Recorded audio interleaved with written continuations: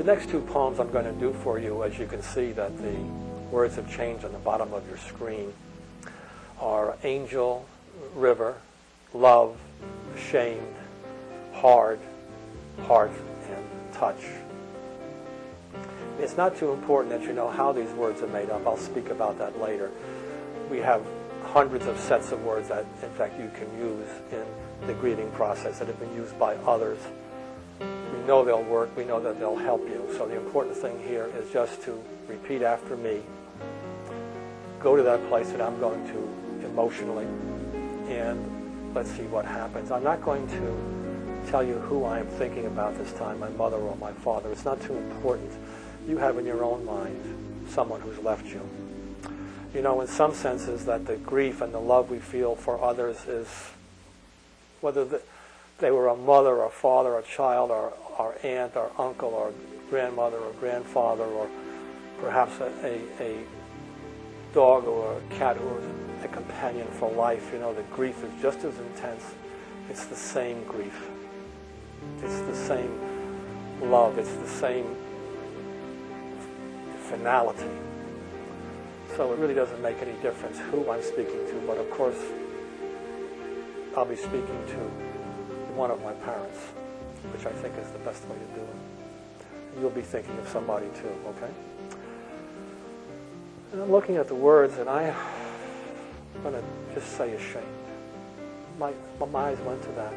You know, sometimes death brings up a whole range of emotions that we don't like to talk about. People sometimes say that to me in our hospice situations. You know, a poem came to me through SOULSPEAK. I don't know if I could speak it out. It's so private. Really what's happening there is there are some of the emotions that we don't really know if we can say to other people. Maybe there's an anger at somebody who left us, or a regret for something that we should have done. That's part of the grieving process. Everybody goes through that. You may find that it's hard to speak about those things, but this is a private exercise with you, and in fact eventually a loved one with you. And people think that their lives are so secret. They're not. Your best friends know you like a book. They know you're a good person. They know you have your faults. They're with you. So in fact, whatever comes up, let it come up. If your eyes go to a word like ashamed or regret, probably there's something that you want to say, that you've been denying yourself because it's not fashionable or it's not nice. Death isn't nice. And to honor the dead, we have to rise to the occasion. We have to speak our very deepest feelings. We have to honor the dead. That's very important, to pour our hearts out to them and for them. So let's just start this one, okay? I'll wait for the music, and I'm going to try to go slow so you'll come in behind. Sometimes in my dreams, I'm ashamed. I should have spoken to you, called you. I should have opened my heart to you. It wouldn't have been that hard, but I was too proud. I didn't see that the river of death would sweep you away, that it would come so unexpectedly, so I could never say anything to you. No angel came to tell me that you'd be swept away. It would be nice if that happened, but it didn't. So all I have are my regrets. And I can't even touch your hand or your face to tell you. But I'm telling you now, and I want you to hear me. And I want you to forgive me.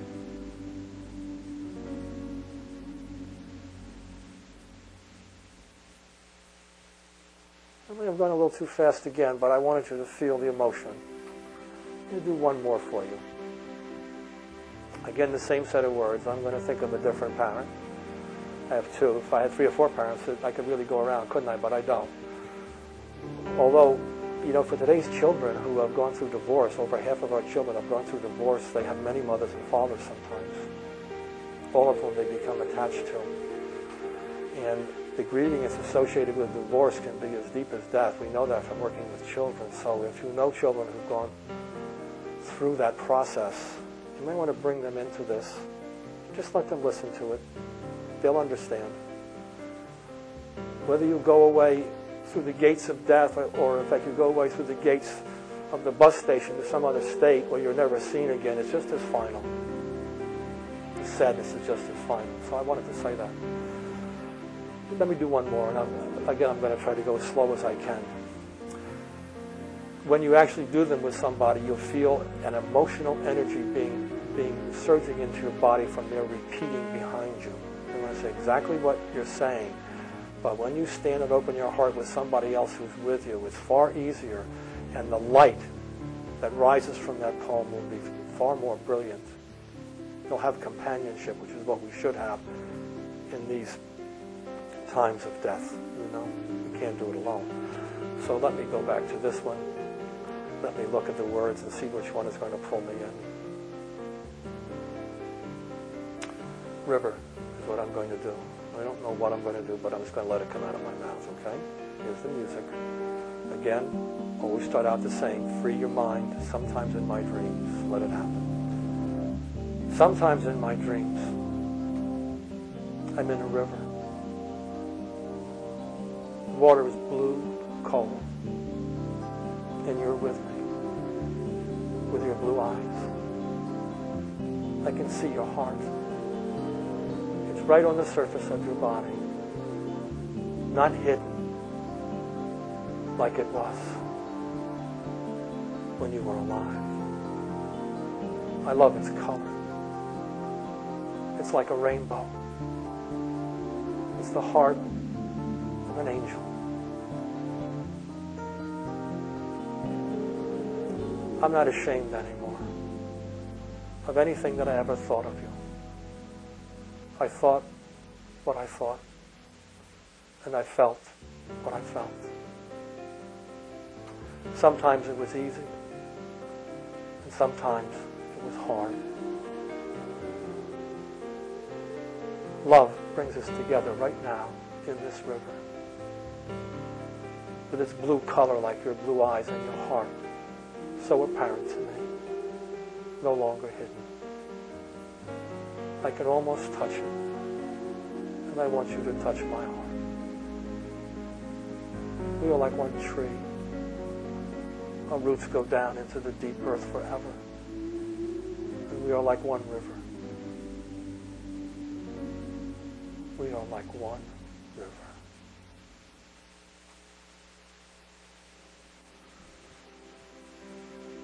So that's another poem. Let me say that sometimes the poems will move you. Sometimes you'll come close to tears, sometimes you will cry. Just keep speaking through the crying.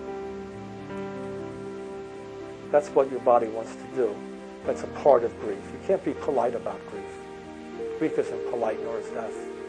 You have to rise to the occasion of that. And I want to make that statement to you. Don't forget that when you do Soul Speak, you'll have me speaking to you from the TV. But then you'll also have someone with you. Because in all the exercises that follow, you want to have somebody with you. I'm not going to be there. You're going to be the main speaker. You're going to let yourself go. Don't even try it until you have a companion to help you. Somebody you really like. Somebody you feel close to. Somebody who's maybe going through the same thing that you're going through. It could even be a friend. Doesn't have to be family. Children are wonderful. If you have children who will join you when they're so little, nieces or nephews, whatever. So come back and you play this section several times in terms of imitating and learning. And then when you feel you're comfortable with it, then I want you to go on to the next section, which is music and words, in which you'll start to make up your own stories. You'll have your own responder. And then each of the sections in turn will be useful to you until you get to the point where Soul Speak becomes a natural way of expressing yourself, something you can use long after you pass through the grieving process. You can use it for any occasion where you wish to express yourself with others in a way that you can not do in any This is a small chapter or section of the DVD where I like to explain how it's laid out. That the very first chapter you get into, which is called Learning by Imitating, just comes up automatically. It's the very first chapter. But there are some other chapters you can go to, and they are set up to assist you in making it easier and easier for you for the SOULSPEAK poems to come out of your deeper self. You see those sections on the bottom of your TV screen. There's one called Music and Words, there's one called Words, and there's one called More SOULSPEAK Poems. The one called More SOULSPEAK Poems are actual poems by people in the grieving process, some young, some old. I want you to hear them at some stage when you have begun to make SOULSPEAK poems yourself, or maybe just before you're about to do it, that you start to play this section. I've been going back to the deaths of my mother and my father. Those happened many years ago. My grief is not as strong usually as it was at that stage. It's been lessened by time and by many, many, many poems. The poems you'll hear are by everyday people, people who knew nothing about poetry, maybe knew something about poetry. I want you to listen to them. This is the sound of the soul speaking. It's the sound I want you to hear. That will again bring you to the place where it will happen automatically to you. And the more you hear other human beings expressing themselves in this way, you'll know how beautiful it is and how much you should want to get there. Desire will bring you there. Sometimes it'll do it so fast you won't really know what to think about it. Sometimes it might take us a little longer if we're very private people. But at some stage we have to speak out for those who have died. We have to speak to them and for them. That's what the human body wants to do, and that's what the human heart wants to do. So I would advise you to listen to those. The music and words is just different pieces of music and different words that we've used in all of our grieving sessions with young people and old people. The music is different for each one. They last about 3 or 4 minutes apiece. They each have a set of seed words.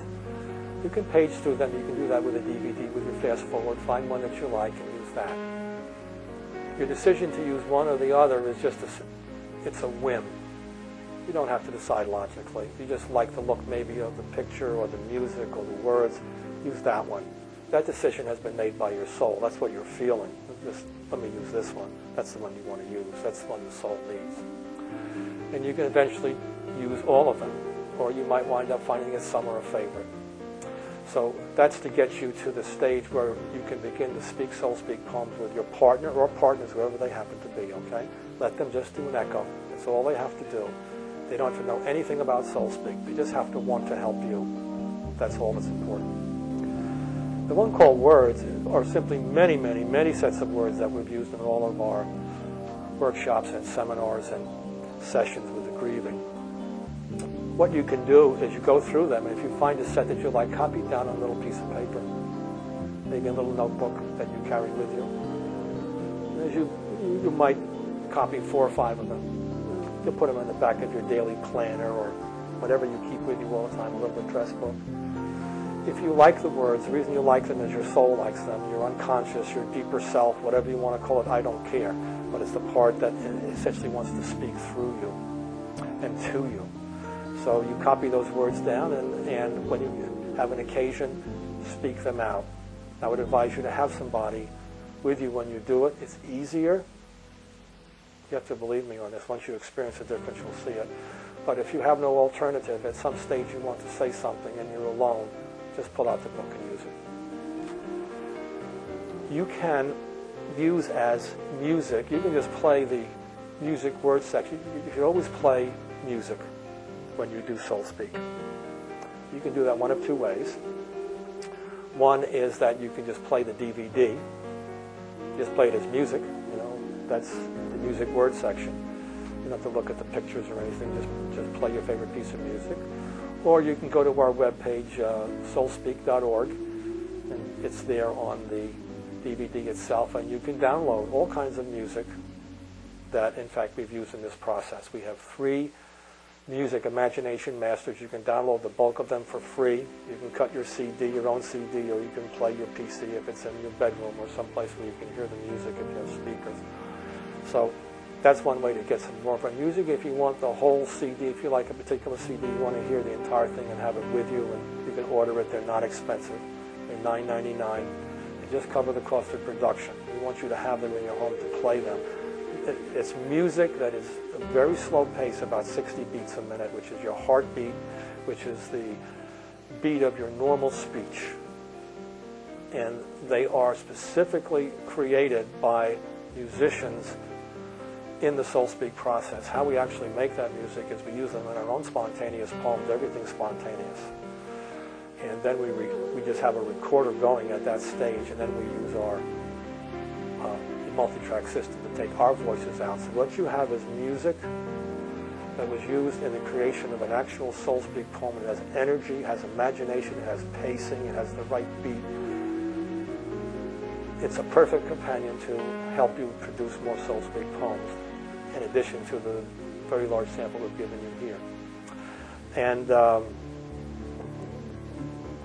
I think that, in fact, the last thing I want to say to you is that it helps sometimes if you dim the lights when you do SOULSPEAK. That, in fact, you may have to have enough light just to look at these seed words to help you get the poem up. But indeed, if you can bring the lights down, play the music, if you have them on a little piece of paper that you've copied down as you get along with this process, you may want to lie in bed, listen to the music. At some stage, you just want to speak the poem out. Perhaps somebody is with you. Ask them to do it with you. If not, if you're all alone and you feel like doing it, go ahead and do it. It's always better to do it with others, though. There may be some that are so private you want to speak them out alone. Go ahead and do it. Speak them out alone. Let your body tell you as to how to do it, okay? If you want to speak to me about SOULSPEAK and the grieving process and about this DVD, you can contact us through our webpage, www.soulspeak.org. The address is right in the DVD itself. Again, go to the Contact Us section. You can send us an email. You want to call us, give me a ring.